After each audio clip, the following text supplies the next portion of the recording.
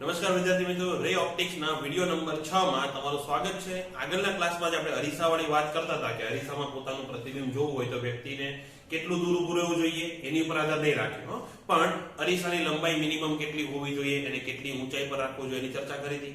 પછી આપણે એવો એક કેસ લીધો હતો કે જેમાં વ્યક્તિ પોતાનું નહીં, આગળ એક બાળક ઊભો છે એનું પ્રતિબિંબ જોતો હતો।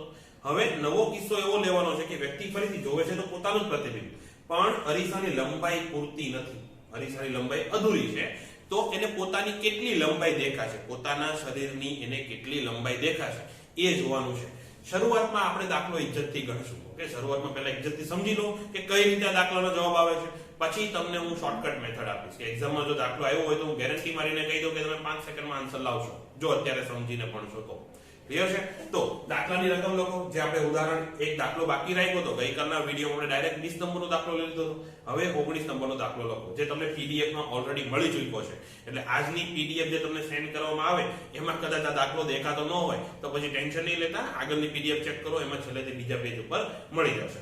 તો 2 મીટર ઊંચાઈની એક વ્યક્તિની સામે 40 સેન્ટીમીટર લંબાઈનો અરીસો 120 સેન્ટીમીટર ઊંચાઈ પર મૂકેલો છે, તો વ્યક્તિને પોતાના શરીરની કેટલી લંબાઈ દેખાશે? તો પહેલા આકૃતિ દોરવાની છે। તો આ જમીન, એની સામે વ્યક્તિ ઊભો છે કેવડો? તો કે 2 મીટર ઊંચાઈનો, એટલે આ ઊંચાઈ કેટલી? ખરેખર 200 સેન્ટીમીટર। હવે આકૃતિ દોરવામાં ધ્યાન રાખજો, આકૃતિ બને તો ફૂટપટ્ટી લઈને પ્રોપરલી માપ લઈને દોરજો, 200 સેન્ટીમીટર નહીં દોરતા હો, પણ તમારી રીતે પ્રોપરલી માપ લઈને દોરજો, કારણ કે નહીતર આકૃતિમાં લોચા લાગશે। હું જનરલી એમ કહું છું કે અહીંયા આકૃતિ બરાબર નહીં દોરી પણ પીડીએફ માં પ્રોપરલી દોરેલી છે જોઈ લેજો, પણ પીડીએફ માં થોડોક લોચો લાગ્યો છે કારણ કે મેં પ્રોપર માપ લઈને નથી કર્યું એટલે। જો 200 સેન્ટીમીટર આ છે। હવે અરીસો આપણે ક્યાં મૂક્યો છે? તો પહેલા તો આ દિવાલ ઉપર, દિવાલની લંબાઈ દિવાલની દૂરી જરૂરી નથી જો કે, પણ ધારો કે આ લંબાઈ કેટલી? d, ધારો કે એ ઉડી જશે પછી આ લંબાઈ કેટલી છે? d। અહીંયા આપણે અરીસો મૂક્યો છે, કેવડો અરીસો છે? 40 સેન્ટીમીટર નો। ક્યાં મૂક્યો છે? જમીનથી 120 સેન્ટીમીટર ઊંચાઈ। એટલે તમે આવી રીતે દોરો કે જો આ 200 સેન્ટીમીટર હોય એટલે એનું મધ્યબિંદુ ક્યાંક આવશે, એટલે કે આ ઊંચાઈ કેટલી? 100 સેન્ટીમીટર થઈ ગઈ। એટલે અરીસો ભૂલ્યા વગર આનાથી તો ઊંચો જ દોરજો। અરીસો ક્યાં દોરવાનો? આટલે ક્યાં, અને કેવડો? 40 સેન્ટીમીટર નો। એટલે ધારો કે આ અરીસો, એ આ જે કાટો ભાગ કર્યો એ કોણ? અરીસો, અને આ ક્યાં દોરવાનો? મધ્ય બિંદુથી સેટ ઊંચો દોરજો એટલે તમારી આકૃતિ પ્રોપર આવશે, નહીતર જે પીડીએફ માં આકૃતિ છે એમાં ખીચડો થઈ જશે। પીડીએફ માં શું આકૃતિ છે કે અહીંયા તમને કે અને બી બંને લખેલું દેખાય, ચલો નામ આપી દઈએ તો આ ભાઈનું માથું એટલે એ, આ ભાઈના ટાટિયા એટલે બી। ઓકે, તો એનું પ્રતિબિંબ અહીંયા ક્યાંક મળે, જે સરખા ડી અંતર જશે, આ ડી અંતર કેટલું થશે? એ આટલું, તો અહીંયા ક્યાંક મળશે, તો અહીંયા પ્રતિબિંબ દોરું, એ આ, અને ઊંચાઈની સરખી 200 સેન્ટીમીટર, આ થઈ ગઈ ઊંચાઈ। એ નું પ્રતિબિંબ અહીંયા મળે a ડેશ, b નું પ્રતિબિંબ મળે મને b ડેશ। ક્લિયર છે?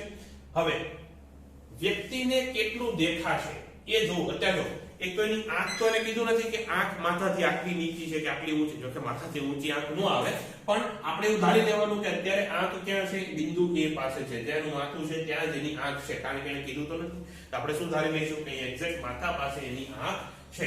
તો એને ઊંચામાં ઊંચું પ્રતિબિંબ ક્યાંથી દેખાય? તો કે અહીંયાથી દેખાશે, અહીંયા આ જે ઉપરનો છેડો આવે ત્યાંથી એને એક પ્રતિબિંબ દેખાય, આ। ક્લિયર છે?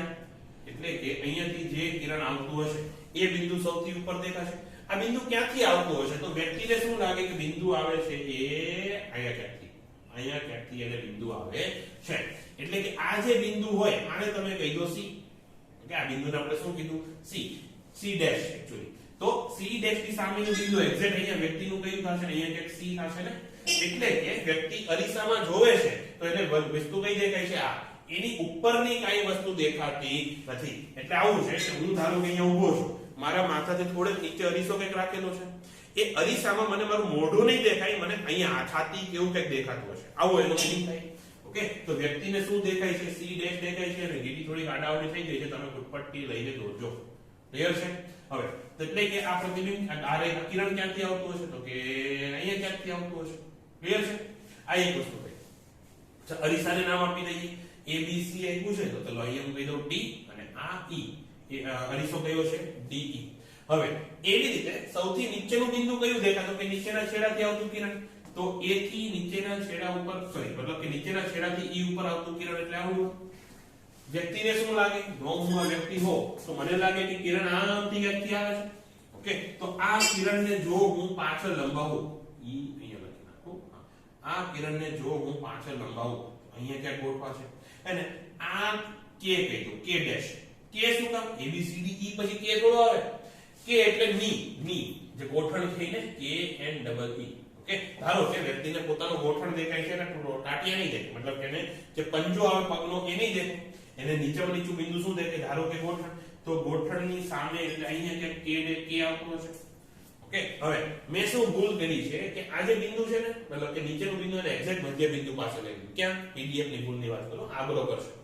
મેં આ બિંદુ છે અરીસાનું નીચેનું બિંદુ છે અને અહીંયા મધ્ય બિંદુ પાસે ક્યાંક લઈ લીધું, એટલે મારું આ જે કિરણ છે ને જે K ડેશ અહીંયા B ડેશ પાસે આવી ગયું. એટલે તમને આકૃતિમાં જે પીડીએફ માં આકૃતિ છે એમાં તમને B ડેશ અને K ડેશ પાસે પાસે દેખાશે, જે ખરેખર પાસે પાસે નથી, K ડેશ થોડો ઊંચો છે. ઓકે, તો આ કિરણ ખરેખર ક્યાંથી આવતું હશે, એ અહીંયાથી આવતું હશે અને અહીંથી રિફ્લેક્ટ થઈને ઉપર જાય ને. બોલો ક્લિયર છે આટલી વાત? ઓકે, હવે આ બિંદુને જોડો એટલે કે અહીંયા બ્રેડેડ ડેશ લાઈન જોડી દો. શું કામ, કારણ કે આપણે સમરૂપ ત્રિકોણો લેવાના છે એટલે. હવે આકૃતિ આપણે પૂરી થઈ અને જે લંબાઈ એને દેખાય છે, વ્યક્તિને પોતાની જે લંબાઈ દેખાય છે કોણ, તો કે C ડેશ K ડેશ, અને તમે x કહી દો. ચલો એને x નથી કહેવો, છોડો. તમે એવું શોધો કે A ડેશ થી K ડેશ ની લંબાઈ કેટલી, એ આ લંબાઈ, એને તમે x કહી દો. કઈ, A ડેશ થી K ડેશ ની લંબાઈ, પણ આખી A ડેશ K ડેશ થોડી દેખાય છે, ખાલી C ડેશ K ડેશ દેખાય ને, એટલે A ડેશ C ડેશ લંબાઈને બાદે કરવી પડશે. તો A ડેશ C ડેશ તમે અલગથી શોધો y. તો આપણે જે જરૂરી લંબાઈ છે કેટલી થવાની, એ થવાની x માઈનસ y થવાની. બોલો ક્લિયર થયો વાત? આપણે શું શોધવાનું છે કે x માઈનસ y કેટલું થાય, x અલગથી શોધવાનું, y અલગથી શોધવાનું, બાદબાકી કરવાની. એના માટે આપણે સમરૂપ ત્રિકોણો શોધવા પડશે. તો સમરૂપ ત્રિકોણમાં જોજો ધ્યાનથી, હવે તમારે નામ આપવું પડશે. E થી પછી આગળ શું આવે, f આવે, તો અહીંયા f કહી દઉં. જરૂરી ત્રિકોણ, ઓકે, બધા જ બિંદુ આવી જાય. ઓકે, હવે જો AFD એટલે આવું કઈ ત્રિકોણ છે ને, લાંબી ચાંચ વાળું કઈ, એ આવું AFD અને A અહીંયા A ડેશ C ડેશ બંને સમરૂપ થવાના. ફરીથી આ ખૂણા કેવા, કાટખૂણા, આ ખૂણો C ડેશ જેટલો થાય એટલો ખૂણો D થવાનો અને એ તો બેય માટે કોમન છે. ફરીથી બોલું છું, AFD A ડેશ અને C ડેશ બંને કેવા થવાના, સમરૂપ થવાના. લખવા માટે મારી પાસે કઈ જગ્યા વધી નથી, આ બાજુ જગ્યા છે. તો કયા કયા ત્રિકોણ કીધા મેં, AFD અને ત્રિકોણ A ડેશ અને C ડેશ સમરૂપ છે. હવે એ ત્રિકોણમાં આપણે શોધવાનું શું છે, y શોધવો છે ને, આટલી લંબાઈ એટલે કે A ડેશ C ડેશ શોધવી છે. તો પહેલા સોરી પડતા રહી ગયો, A ડેશ C ડેશ શોધી લો. ઓકે, ચલો પાછા અહીંયા આવીએ. A ડેશ C ડેશ આપણે શોધવું છે, તો A ડેશ C ડેશ લખી નાખો. એની પછી એના છેદમાં A ડેશ C ડેશ ક્યાં છે, મોટા ત્રિકોણમાં. તો A ડેશ C ડેશ ને અનુરૂપ નાના ત્રિકોણની બાજુ કઈ, FD ને. તો નાના ત્રિકોણની બાજુ કઈ થશે, FD. બોલો ક્લિયર છે? એના બરાબર. હવે મોટા ત્રિકોણમાં કોની લંબાઈ તમને ખબર છે, તો કે મોટા ત્રિકોણમાં A ડેશ ની લંબાઈ ખબર છે, આટલી D, આ પણ D, તો આખું કેટલું 2D. તો હું અહીંયા લખું છું A ડેશ. મોટા ત્રિકોણમાં મને A ડેશ ની લંબાઈ ખબર છે, નાના ત્રિકોણમાં AF થશે એને અનુરૂપ, તો AF. બોલો ક્લિયર? હવે A ડેશ C ડેશ શોધવું છે, જેને મેં કીધું છે y, તો y એના છેદમાં FD કેટલું થશે, FD નું તો મૂલ્ય નથી, લોચો લાઈનો કે એક મિનિટ જરા જોઈ લો. ના લોચો નથી, એવું છે જો આખી લંબાઈ કેટલી 200 સેન્ટીમીટર, એમાંથી આ લંબાઈ કેટલી, એ આ 120 સેન્ટીમીટર, આ લંબાઈ કેટલી 40 સેન્ટીમીટર, એટલે આ આખું કેટલું થશે 160 સેન્ટીમીટર થશે. ફરીથી કહું છું, D થી તળિયા સુધી કેટલું થશે 120 + 40 એટલે 160. તો ઉપર કેટલું વધ્યું, એ વધ્યું 40 સેન્ટીમીટર. બોલો ક્લિયર છે? ઉપર વધ્યું એટલે કે FD કેટલું થશે 40 સેન્ટીમીટર. પછી A ડેશ કેટલું, હમણાં મેં તમને કીધું કે 2D છેદમાં AF આ કેટલું થશે, અડધું D. ક્લિયર છે? તો પછી dd કેન્સલ, એટલે મેં કીધું હતું કે અહીંયા તમે ગમે અંતર લઈ લો, એટલે વ્યક્તિને તમે ગમે એટલો દૂર રાખો એ અંતર એની પર મેટર કરશે નહીં. તો અહીંયા dd કેન્સલ, તો y બરાબર થશે 2 * 40 બરાબર 80 સેન્ટીમીટર. કે આ હજી ખાલી y મળ્યો, આપણે x પણ શોધવાનો અને x માંથી y ને બાદ પણ કરવાનો. તો એના માટે હવે વિડિયો પોઝ કરીને હવે તો આઈ હોપ કે તમને આવડી જશે કયા કયા ત્રિકોણ લેવાના. તો હવે ત્રિકોણ જુઓ, a અને k ડેશ. ફરીથી a k ડેશ એને અનુરૂપ કયું ત્રિકોણ આવશે સમરૂપ? તો કે a f e, a dash k dash અને a f e બંને ત્રિકોણ કેવા છે? સમરૂપ છે. તો હવે હું આ ભૂસું અને ગણતરી કરું. હવે હું બોયલા વગર મૂંગે મૂંગો આખી ગણતરી કરવાનો છું.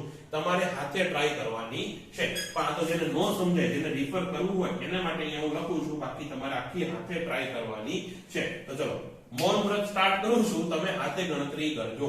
ઓકે,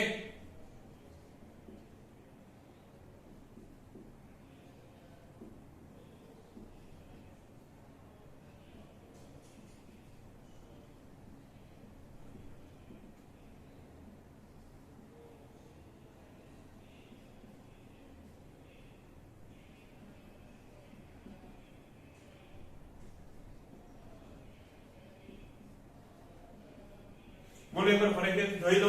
મૌન વ્રત મારું તોડું છું, એકવાર ખાલી જોઈ લો આવું તમે કર્યું છે. ઓકે, જો હવે કર્યું હોય તો પાછું મૌન વ્રત કન્ટિન્યુ. તો પાછી કિંમતો મૂકું છું બોયલા વગર.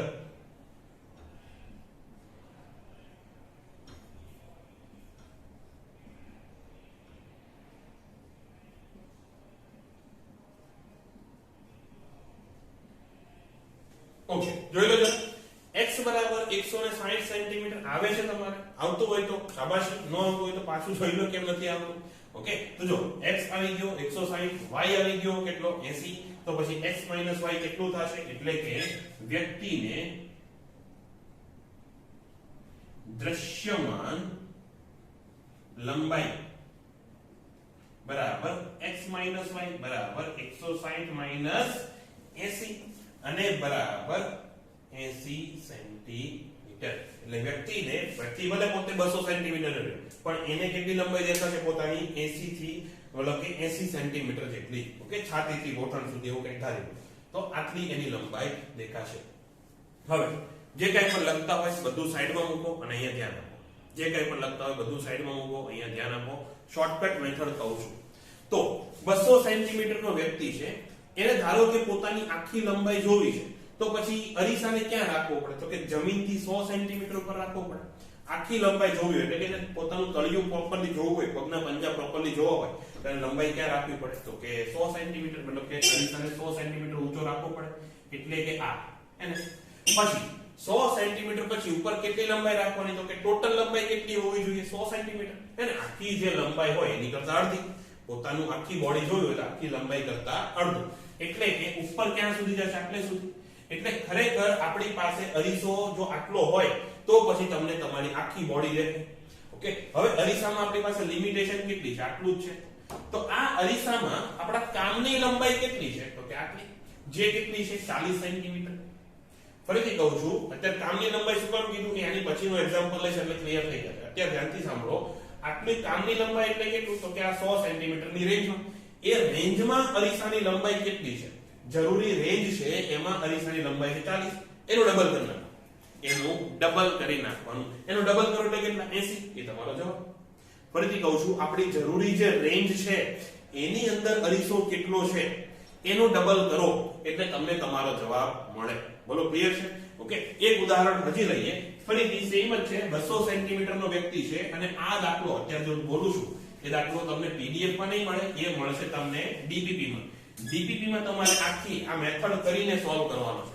ઓકે, સમરૂપ ત્રિકોણો લઈને એના કિરણો દોરીને પ્રોપરલી સોલ્વ કરવાનો છે. બાકી શોર્ટકટ મેથડ હવે તમને આવડી જશે, પણ એની પહેલા ત્રિકોણની મેથડ થી તમને કેટલું આવડ્યો એ મહત્વનું છે. કારણ કે ક્યારેક એવું પણ બને, ઓલું જે આગળનો કેસ લીધો હતો ને કે વ્યક્તિ ઊભો છે એની આગળ બાળક છે, ત્યારે પછી આવી શોર્ટકટ મેથડ નહીં લાગે. ત્યારે તમને સમરૂપ ત્રિકોણો દોરતા, એની આકૃતિ દોરતા બધું પ્રોપરલી આવડવું જોઈએ. તો વચ્ચે પાવર ગયો તો એટલે અહીંથી કટ આવ્યો વિડીયોમાં. પાછું બોલું છું કે જ્યારે આગળ કોઈ બાળક ઊભો હોય, પાછળ વ્યક્તિ ઊભો હોય અને એમાં એનો કેટલી લંબાઈ દેખાશે એ ચેક કરવા માટે પછી તમારે શોર્ટકટ મેથડ લાગશે નહીં. એટલા માટે હવે જે ડીપીપી માં આવે એ તમારે પ્રોપર ત્રિકોણો લઈને ગણવાનો છે. હું તમને શોર્ટકટ મેથડ માટે એક બીજો દાખલો લઈને બતાવું છું. તો ફરીથી આ જમીન, આ વ્યક્તિ, 200 સેન્ટીમીટર લંબાઈ, અરીસો આપણે રાખ્યો છે નીચેથી 70 સેન્ટીમીટર ઊંચાઈ. કેટલી ઊંચાઈ? 70 સેન્ટીમીટર ઊંચાઈ. એટલે કે આ અરીસો અને અરીસાની લંબાઈ ધારો કે 80 સેન્ટીમીટર. અરીસાની લંબાઈ કેટલી છે? 80 સેન્ટીમીટર. એટલે આ અરીસો જે ક્યાં છે 70 સેન્ટીમીટર ઊંચાઈએ અને આ લંબાઈ કેટલી છે? 80 સેન્ટીમીટર. ઓકે, આ સેમ દાખલો ફરીથી કહું છું તમને ડીપીપી માં જોવા મળશે ત્યારે તમારે ત્રિકોણ લઈને કરવાનો છે. ઓકે, હવે સવાલ એવો છે કે આ અરીસામાં વ્યક્તિને પોતાનું પ્રતિબિંબ કેવું દેખાશે? સવાલ શું છે? આ અરીસામાં વ્યક્તિને પોતાનું પ્રતિબિંબ કેવું દેખાશે? તો પહેલા જુઓ કે આપણી જરૂરી રેન્જ છે એ ક્યાં આવશે? તો કે વ્યક્તિ કેવડો? 200 નો. એટલે જમીનથી 100 સેન્ટીમીટર ઉપર. તો 100 સેન્ટીમીટર તો આટલું આવશે હે ને? એટલે કે નીચેનું જે 30 સેન્ટીમીટર નો વિસ્તાર છે હે ને, આટલો 70 રાખે, નીચે કેટલો હશે? 30 સેન્ટીમીટર નો વિસ્તાર. એ આપડા કાઈ કામનો નથી. આપણો વિસ્તાર જરૂરી કયો છે? કે ઉપરના 100 સેન્ટીમીટર. તો જે 80 સેન્ટીમીટર નો અરીસો છે એમાં આપડા કામની લંબાઈ કેટલી? તો કે આજે 80 માંથી 30 તો ગયો, એ નકામો. તો હવે કામની લંબાઈ કેટલી? તો કે 50 સેન્ટીમીટર. અરીસામાં આપડા કામની લંબાઈ કેટલી છે? ફક્ત અને ફક્ત 50 સેન્ટીમીટર. તો કામની લંબાઈ હોય એનું ડબલ. એટલે જો તમે ત્રિકોણની મેથડ લઈને કરશો તો તમારો જવાબ કેટલો આવશે? એ આવશે 100 સેન્ટીમીટર. કે 50 સેન્ટીમીટર નું ડબલ એટલે 100 સેન્ટીમીટર તમારો જવાબ થશે. તો શું કરવાનું? ફરીથી એકવાર કહી દઉં છું. તો કે નીચેથી પહેલા કે અરીસાનું નીચેનું બિંદુ કેટલું હશે શોધી લો. કેટલી ઊંચાઈ રાખવું પડે? 100 સેન્ટીમીટર ઊંચાઈ. તો 100 સેન્ટીમીટર નીચેનો જે અરીસો છે તો આપણે નકામું છે. એની ઉપર આપણે કામનો અરીસો કેટલો? ધારો કે આવું હોત કે ઉપર છે કૂદી જાય છે આમ, તો આમાં આપણા કામનો અરીસો કેટલો? 100 સેન્ટીમીટર. એટલે તો કામનો અરીસો જે હોય એનું ડબલ કરો. એટલે જો આવું હોય તો 200 જવાબ આવત. એટલે કે કામનો અરીસો જે કંઈ પણ હોય એનું ડબલ કરો એ થશે તમારો જવાબ. બોલો ક્લિયર છે? કેટલી લંબાઈનો વ્યક્તિ મતલબ એટલી લંબાઈનું પ્રતિબિંબ પોતે જોઈ શકવાનો છે. આવી રીતે આ દાખલો ગણવાનો આવે. અથવા એવું પૂછાય કે વ્યક્તિને એના પગ દેખાશે કે એનું માથું દેખાશે? એના માટે શું કરવાનું? તો ફરીથી આ વ્યક્તિ, આ જમીન અને આ એની દિવાલ, એની ઉપર અરીસો જો એને પૂરેપૂરું જોવું હોય તો શું કરવું પડે? તો એને આ લંબાઈ અડધી કે અહીંયા થશે અને અહીંયા તો આખે આખું જ આવશે. તો આ અને અહીંયા જો દર વખતે હું એવું ધારી લઉં છું કે વ્યક્તિની આંખ એના માથાને એકદમ ટોચ ઉપર છે. ઓકે, તો અહીંયા આટલી જરૂરી લંબાઈ છે. હવે જો અરીસો આની કરતા નીચે હોય એટલે કે અહીંયા હોય, એટલે કે જે જરૂરી લંબાઈ છે એની કરતા નીચે હોય એટલે વ્યક્તિના પગે દેખાય અને જમીનનું તળિયું દેખાય હે ને? તમારે ઘરે ડ્રેસિંગ કાચ હોય તો જોઈ લેજો. તમારો ડ્રેસિંગ કાચ એટલી તમારા ગોઠણના લેન્થ સુધી તો હશે એટલે તમને તમારા તળિયા દેખાતા એટલે કે લાદી દેખાતી હશે. અને જો અરીસો આના કરતા ઉપર હોય તો તમને ફ્લોર દેખાશે નહીં. જો આવું હોય એટલે કે જરૂરી લંબાઈ કરતા એની લંબાઈ નીચે થોડી વધારે ઉપર હોય તો પછી તળિયું તો દૂર થયું, તમારા પંજાઈ નહીં દેખાય. ઓકે, તો તમને તમારા પંજા દેખાશે નહીં. તો આવી રીતે એમસીક્યુ પૂછાય તો તમારે ડીલ કરવાનું, ચેક કરી લેવાનું કે ક્યારે તળિયું દેખાશે, ક્યારે પંજા દેખાશે, ક્યારે માથાની ઉપરનો ભાગ દેખાય. એટલે કે જો ફરીથી કેમ પૂછી નાખ્યું મેં, સોરી. હા, અહીંયા સુધી આપણે અરીસો જોતો હતો પણ અરીસો જો આટલો લંબાવેલો હોય તો એટલે મને મારું માથું તો દેખાશે, માથાની ઉપરનો વિસ્તાર થોડોક દેખાશે. એટલે જો મેં ટોપી પહેરી હોય લાંબી તો ટોપી પણ મને અહીંયા દેખાશે. તો આવી રીતે નક્કી કરી લેવાનું કે ક્યારે માથાની ઉપરનો વિસ્તાર દેખાશે, કે ક્યારે તળિયું દેખાશે, ક્યારે લાદી દેખાશે, એ બધું. બોલો ક્લિયર છે? તો આ થઈ ગયું અરીસાનું આખું ડિસ્કશન. હવે આગળ બીજો ટોપિક ચાલુ કરવાનો છે અને એ ટોપિકનું નામ છે કે વસ્તુ અને અરીસાની ગતિને કારણે પ્રતિબિંબની ગતિ. અહીંયા જો હવે વસ્તુ અને અરીસા બંનેની ગતિ થતી હોય તો પ્રતિબિંબની ગતિ કેવી આવે એ જોવાનું છે. ગણિતમાં પડવા કરતા પહેલા આપણે લોજિકલી ડિસ્કશન કરીએ. તો ધારો કે આ જમીન, આ અરીસો, આ વ્યક્તિ એટલે તમે પોતે, આ વખતે હવે તમે પોતે. હવે હું અહીંયા ઊભો છું. હવે હું આમ સાઈડમાં કરું. ફરીથી સામે અરીસો છે, અહીંયા મારી સામે અરીસો છે, હું અહીંયા ઊભો છું. હું આમ સાઈડમાં કરું છું એટલે કે અરીસાની સમાંતર જાઉં છું તો મને શું લાગે? મારું પ્રતિબિંબ મારી સાથે સાથે આવે છે. એટલે કે ફરીથી આ અરીસો છે. ચલો આખો વ્યક્તિને છોડો, આપણે એક વસ્તુ મૂકવા. હવે વસ્તુ જો અરીસાની સમાંતરમાં ઉપર જાય તો પ્રતિબિંબે ઉપર જાય અને અરીસો આમે આવે ને બહાર. એટલે વસ્તુ જો બહાર નીકળતી હોય તો અહીંયાથી પણ પ્રતિબિંબ બહાર નીકળે. એટલે જો વસ્તુ અરીસાની સમાંતરમાં ગતિ કરે તો પ્રતિબિંબ પણ સમાન રીતે જ ગતિ કરે. જે બાજુ ગતિ કરતી હોય એ બાજુ જ કરે. એક સવાલ મેં તમને પૂછ્યો હતો કે આવી રીતે જ્યારે XY પ્લેનમાં જ્યારે અરીસો હોય એની સામે આવી રીતે આમ બહાર નીકળતી જો વસ્તુ રાખવામાં આવી હોય એ આવી રીતે, તો પછી કયો ઘટક ઉલટાશે? ઘણા બધા Z ઘટકનું કહેતા હતા, એ નહીં આવે. જો આવું છે, આ અરીસો છે, અહીંયા સામે આ આખો શું છે? અરીસો. એની સામે આ આપણે વસ્તુ મૂકેલી હતી, તેનું પ્રતિબિંબ કેવું મળે? આવું મળે હે ને? તો એટલે બંને સમાંતર છે કે નહીં? હે ને? અરીસાની સમાંતરમાં ઘટક હોય તો આ અરીસો હોય તો Y ઘટક પણ સમાંતર થાય અને X ઘટક પણ કેવા થાય? સમાંતર જ થાય. એટલે કોઈ પણ ઘટક નહીં ઉલટાય. હા, આ અરીસાની સામે આવી રીતે વસ્તુ મૂકી હોય તો પછી એનું પ્રતિબિંબ આવી રીતે કંઈક આવે, એટલે કે અરીસાની લંબ ઘટક ઉલટાઈ જાય. ગતિમાં પણ એવું થશે, અરીસાને લંબ ઘટક હશે એ ઉલટાઈ જશે. એટલે ફરીથી કહું છું, જો વસ્તુ અરીસાની સમાંતરમાં એટલે કે આમ ઉપર કે બહાર કે અંદર કે નીચે એવી ગતિ કરતી હોય તો સામે પ્રતિબિંબ પણ એવી જ ગતિ કરવાનું છે. પણ જો વસ્તુ અરીસાની સામે ગતિ કરતી હોય તો પ્રતિબિંબ ઊંધી દિશામાં ગતિ કરે. જો વસ્તુ અરીસાની સામે ગતિ કરતી હોય તો પ્રતિબિંબ ઊંધી દિશામાં ગતિ કરે. શું કારણ? આપણને ખબર છે કે વસ્તુ અંતર અને પ્રતિબિંબ અંતર સમાન થાય, તો પછી જો વસ્તુ અંતર ઘટે તો સામે પ્રતિબિંબ અંતર એ ઘટવું પડે. એટલા માટે બંને એકબીજાની વિરુદ્ધ દિશામાં ગતિ કરે. બોલો, આટલું ક્લિયર છે? જો આટલું ક્લિયર હોય તો હવે આપણે લંબ ઘટક જોઈ લીધું. હવે જોઈએ કે અરીસો ગતિ કરે તો શું થાય? તો ફરીથી આ વસ્તુ, આ અરીસો. ઓકે, હવે આ અંતર ધારો કે 10 સેન્ટીમીટર છે, તો પછી વસ્તુ ક્યાં હશે? એ પણ અહીંયા 10 સેન્ટીમીટર હશે. હવે અરીસો 5 સેન્ટીમીટર ખસી ગયો એટલે આ તમારો નવો અરીસો. આ વસ્તુ તો હતી એમ જ છે, વસ્તુ આપણે હટાવી નથી. આ અંતર કેટલું? 5 સેન્ટીમીટર. તો હવે પ્રતિબિંબ ક્યાં મળે? એ પણ 5 સેન્ટીમીટર મળે. તો આ વસ્તુ ફિક્સ હતી, ત્યાંથી પ્રતિબિંબ પહેલા કેટલા? 20 સેન્ટીમીટર હતું, હવે કેટલા? 10 સેન્ટીમીટર છે. એટલે કે વસ્તુએ પ્રતિબિંબે ટોટલ ટ્રાવેલ કેટલું કર્યું? એ 10 સેન્ટીમીટર કરી નાખ્યું. એટલે કે જો અરીસો ગતિ કરે, લંબ દિશાની વાત છે, જો લંબ દિશામાં અરીસો ગતિ કરે તો તમને શું લાગે કે પ્રતિબિંબ એનાથી ડબલ વેગથી ગતિ કરે છે, સમાન દિશામાં પણ ડબલ વેગથી ગતિ કરે છે એવું લાગે. ઓકે, આટલું લોજિક જો ક્લિયર હોય. સાચી એક વસ્તુ રહી ગઈ, આ લંબ દિશામાં અરીસાની ગતિની વાત કરી. જો અરીસો સમાંતર દિશામાં ગતિ કરે તો, એટલે કે ધારો કે તમે અહીંયા જે ઊભા છો અને આ બોર્ડ છે એ પોતે શું? અરીસો. હવે બોર્ડને હું ખસેડું સાઈડમાં તો તમારું પ્રતિબિંબ ખસવાનું છે? કઈ નહીં થાય. અને આ અરીસો અહીંયા છે એને ઊંચો કરું તો, એટલે કે આટલે સુધી લંબાઈ ગયું અને અહીંયાથી કાઢી નાખું તો અરીસાનું પ્રતિબિંબ તો એટલે જ રહેશે ને.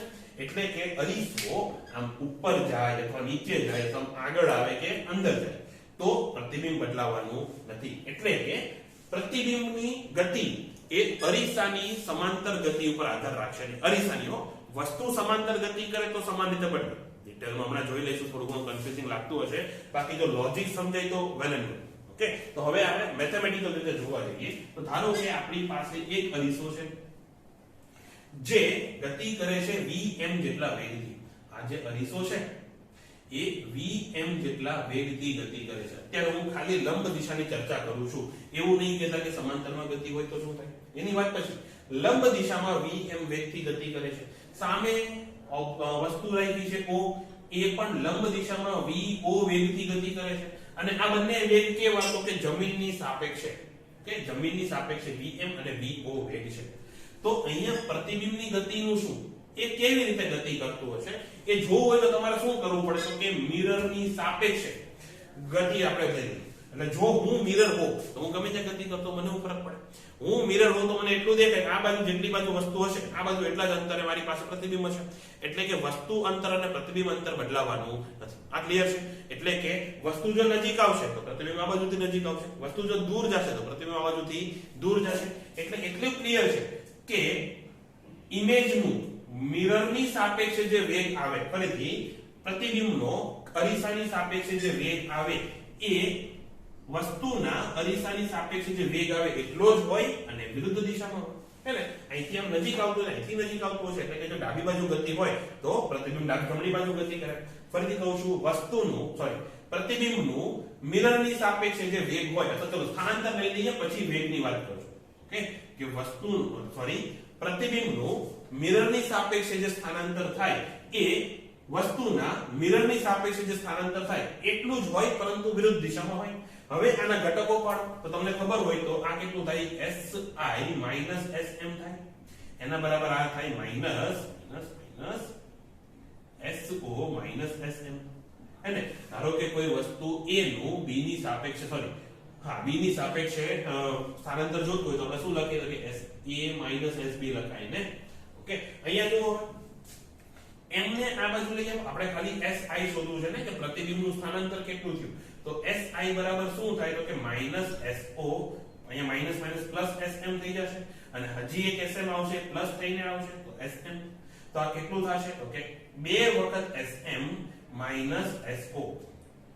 એટલે કે પ્રતિબિંબનું સ્થાનાંતર એ અરીસાના સ્થાનાંતર કરતા બમણું હોય અને ધન એટલે કે સેમ દિશામાં હોય, જ્યારે વસ્તુના સ્થાનાંતર જેટલું જ પરંતુ વિરુદ્ધ દિશામાં હોય. પેલું કોણાવર્તન વખતે આપણે એવું કંઈ કરતા હતા કે નહીં, અરીસાના જે કોણાવર્તન હતું એનું ડબલ અને સમાન દિશામાં, અને વસ્તુનું જે કોણાવર્તન એટલે કે આપાત કિરણનું જે કોણાવર્તન હતું એટલું જ પરંતુ વિરુદ્ધ દિશામાં. આ સેમ વસ્તુ છે.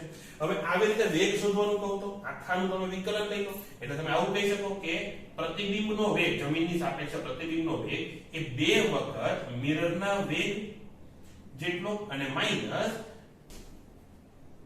વેગ ઓફ ઓબ્જેક્ટ એટલે કે વસ્તુના વેગ જેટલો. એવી તો પ્રવેગમાં પણ સેમ કિસ્સો થાય, ai બરાબર 2am - ao. બોલો ક્લિયર છે?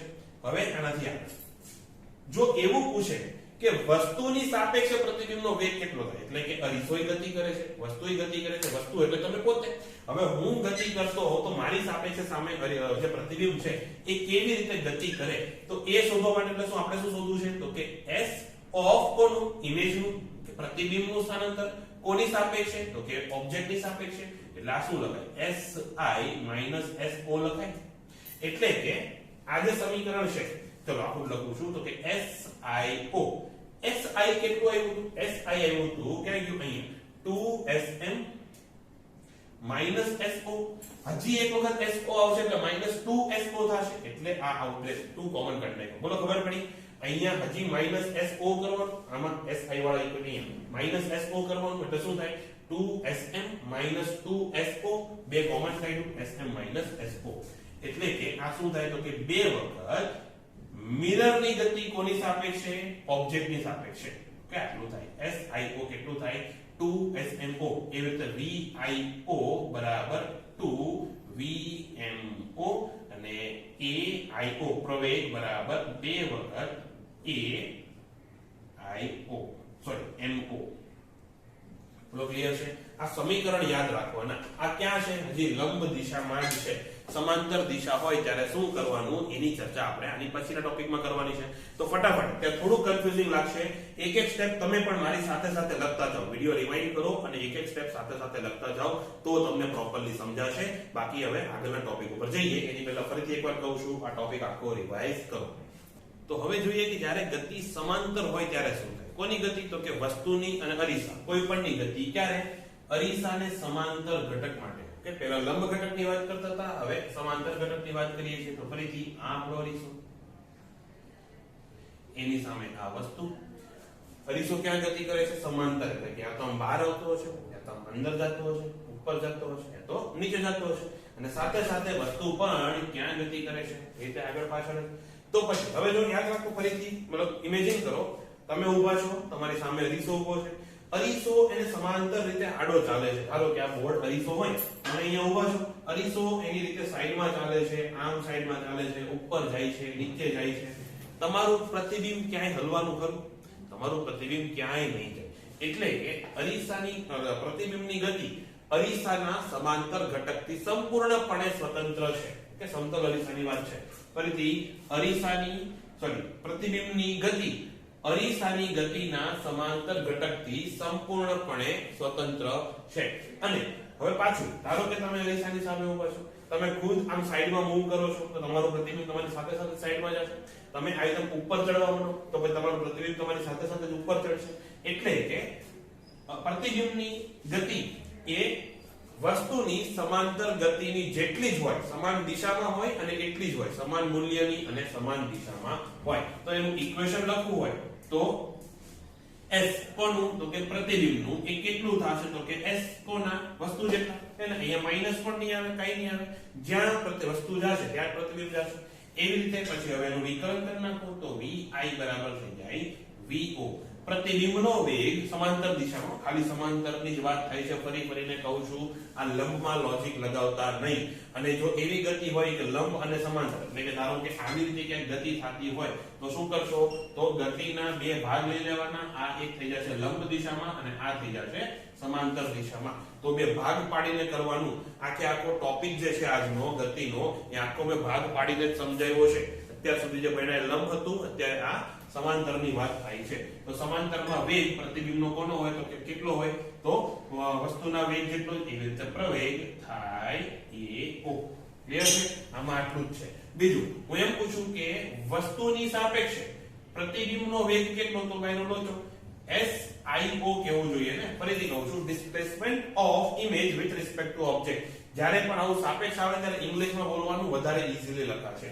એટલે કે વસ્તુની સાપેક્ષે પ્રતિબિંબનો વેગ એ કેટલો થાય, તો કે SI - SO.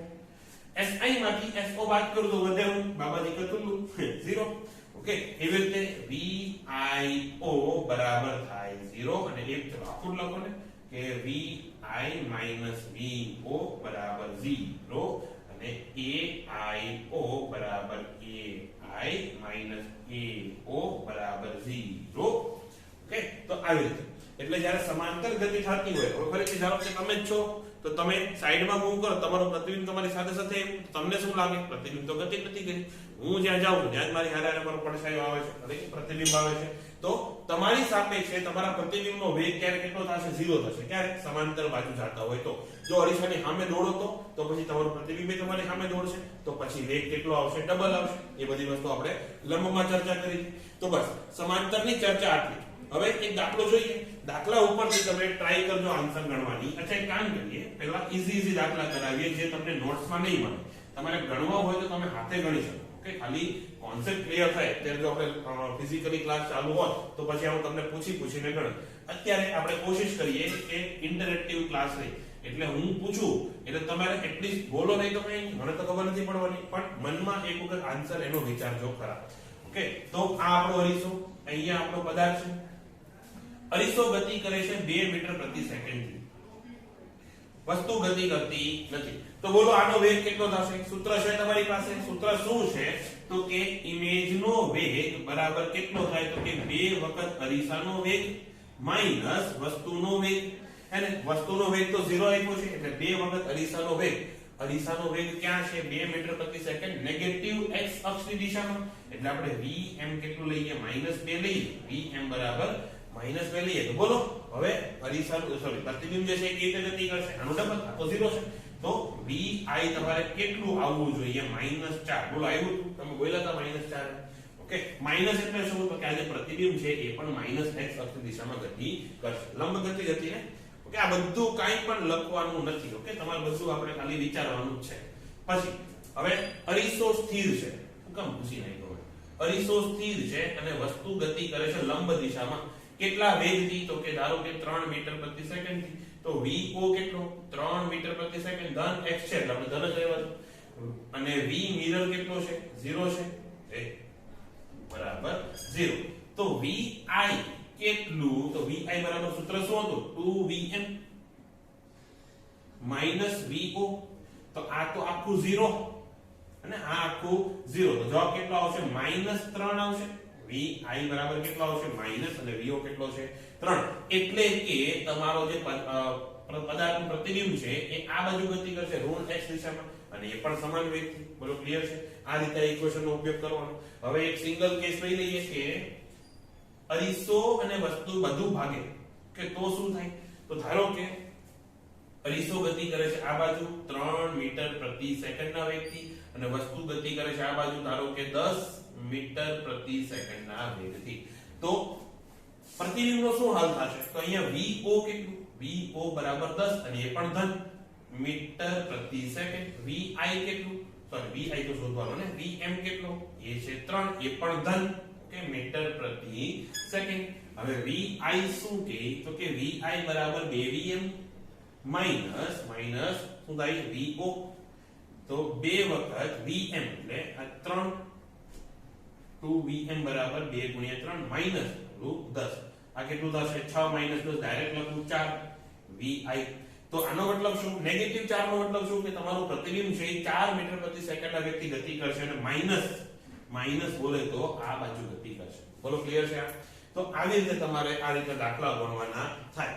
જો આટલી વસ્તુ ક્લિયર હોય તો હવે એક ઉદાહરણ લખો કે હવે પીડીએફ માં પાછું જવાનું છે અને ઉદાહરણ 1 મિનિટ રકમ મારે વાંચવા માટે જોવું પડશે ને. તો રકમ એવું છે કે આપેલા પદાર્થનો જમીનની સાપેક્ષે તથા વસ્તુની સાપેક્ષે વેગ શોધો. મતલબ પીડીએફ માં ભૂલ છે, ખરેખર એવો સવાલ હોવો જોઈએ. આપેલા પદાર્થના પ્રતિબિંબનો, કે ફરીથી કહું છું, હું સુધારો કરી નાખીશ તમને મોકલતા પહેલા. આપેલા પદાર્થના પ્રતિબિંબનો જમીનની સાપેક્ષે તથા વસ્તુની સાપેક્ષે વેગ શોધવાનો છે. તો આપેલો પદાર્થ કેવો છે? તો કે આ અરીસો અને આ પદાર્થ. હવે અરીસો છે એ 15 મીટર પ્રતિ સેકન્ડ ના વેગથી ગતિ કરે અને એ પણ ક્યાં? આવી રીતે ત્રાસો. એ ત્રાસો છે એ સમક્ષિતિજ સાથે 53 નો ખૂણો બનાવે. કેટલો ખૂણો બનાવે? બોલો, 53 નો. ઓકે. અને પદાર્થ છે એ આ બાજુ કંઈક ભાગે છે નીચે અને એ ભાગે છે 20 મીટર પ્રતિ સેકન્ડ થી, આ છે 15 મીટર પ્રતિ સેકન્ડ થી. અને આ કેટલો ખૂણો બનાવે? એ બનાવે 37 નો. ઓકે, આવી રીતે બે જાય છે. તો આપણે આનું જે પ્રતિબિંબ મળે એનું પહેલા વસ્તુની સાપેક્ષે અને પહેલા જમીનની સાપેક્ષે અને પછી વસ્તુની સાપેક્ષે પ્રતિબિંબ શોધવાનું છે. તો પહેલા જમીનની સાપેક્ષે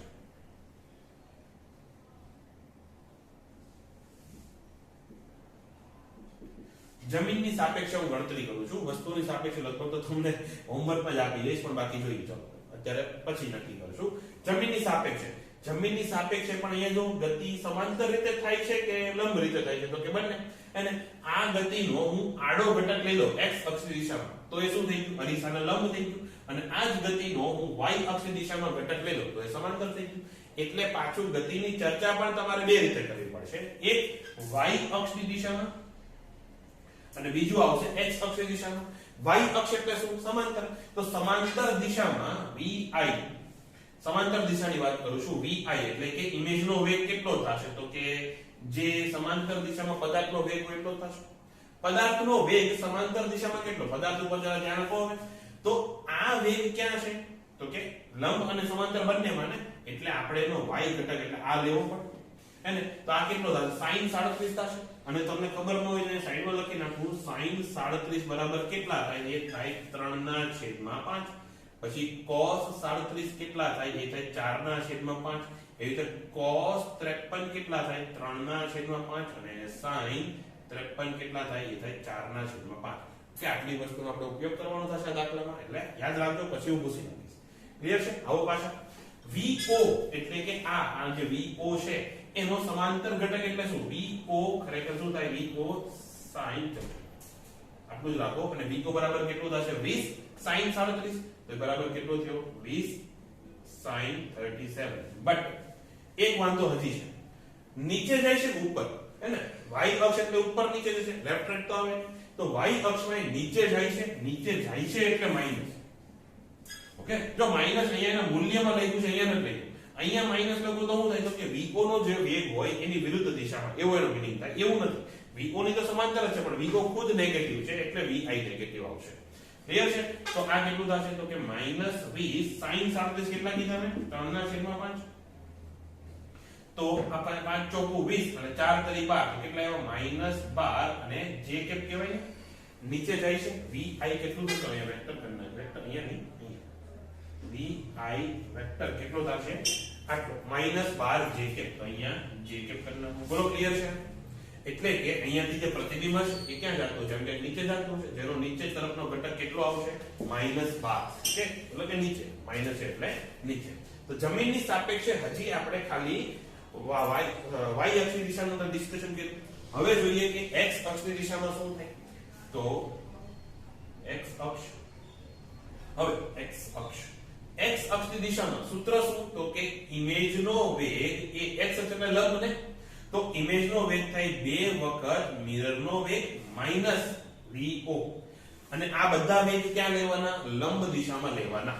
તો VI બરાબર મિરરનો વેગ અને એ પણ લંબ દિશામાં, એટલે કે આ ઘટક લેવાનો. એ કેટલો થાય? 15 cos 53 થાય.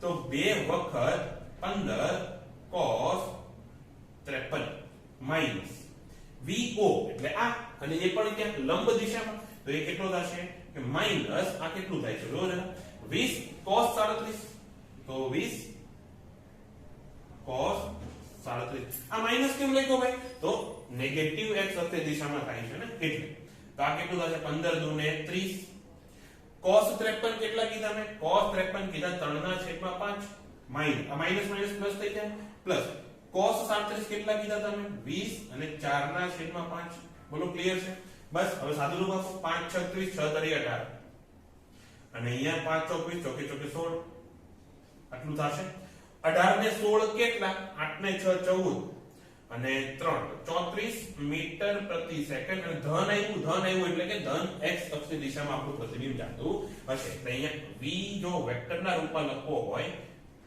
vo અને ક્યાં x અક્ષની દિશામાં, તો એક અચ્છા એવું કરો અહીંયા હા વેક્ટર જ રાખો અને 34 i કેપ આવું થશે, ઓકે આ vi ક્યાં છે, જેમ x y અક્ષની દિશામાં, આ vi ક્યાં છે x અક્ષની દિશામાં, તો કુલ જમીનની સાપેક્ષે વેગ કેટલો થાય, તો ખરેખર vi with respect to ground કેટલો થાય, તો કે અહીંયા એક કામ કરો, અહીંયા vi y કરી નાખો, અહીંયા vi x કરી નાખો એટલે અલગ પડી જાય, તો અહીંયા vi x વેક્ટર વત્તા vi y